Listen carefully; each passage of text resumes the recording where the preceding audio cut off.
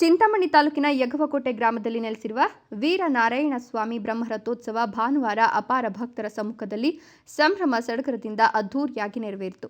ಬ್ರಹ್ಮರಥೋತ್ಸವದ ಅಂಗವಾಗಿ ವೀರನಾರಾಯಣ ಸ್ವಾಮಿಗೆ ವಿಶೇಷ ಪೂಜಾ ಕೈಂಕರ್ಯಗಳನ್ನು ಶ್ರದ್ಧಾ ಭಕ್ತಿಯಿಂದ ನೆರವೇರಿಸಲಾಯಿತು.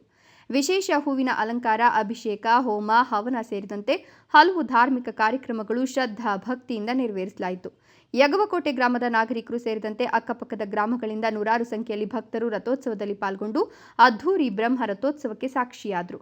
ರಥೋತ್ಸವದ ಅಂಗವಾಗಿ ವೀರನಾರಾಯಣನ ದೇವಾಲಯದಲ್ಲಿ ಬೆಳಗ್ಗೆಯಿಂದಲೇ ಸಂಜೆಯ ತನಕ ವಿಶೇಷ ಧಾರ್ಮಿಕ ಪೂಜಾ ಕಾರ್ಯಕ್ರಮಗಳನ್ನು ಹಮ್ಮಿಕೊಳ್ಳಲಾಗಿತ್ತು. ವೀರನಾರಾಯಣ ಸ್ವಾಮಿ ಉತ್ಸವ ಮೂರ್ತಿಯನ್ನು ಅರ್ಚಕರು ಶಾಸ್ತ್ರೋಕ್ತವಾಗಿ ಮಂಗಳವಾದ್ಯಗಳೊಂದಿಗೆ ಕರೆತಂದು ಅಲಂಕೃತ ಪಲ್ಲಕ್ಕಿಯಲ್ಲಿ ಪ್ರತಿಷ್ಠಾಪಿಸಿದರು. ಮಧ್ಯಾಹ್ನ 1:30 ವೇಳೆಗೆ ದೇವಾಲಯದ ಟ್ರಸ್ಟ್ ಸದಸ್ಯರಿಂದ ಬ್ರಹ್ಮ ರಥೋತ್ಸವಕ್ಕೆ ವಿಶೇಷ ಪೂಜೆಯನ್ನು ಸಲ್ಲಿಸೋದ್ರ ಮೂಲಕ ಬ್ರಹ್ಮ ರಥೋತ್ಸವಕ್ಕೆ ಚಾಲನೆ ನೀಡಿದರು.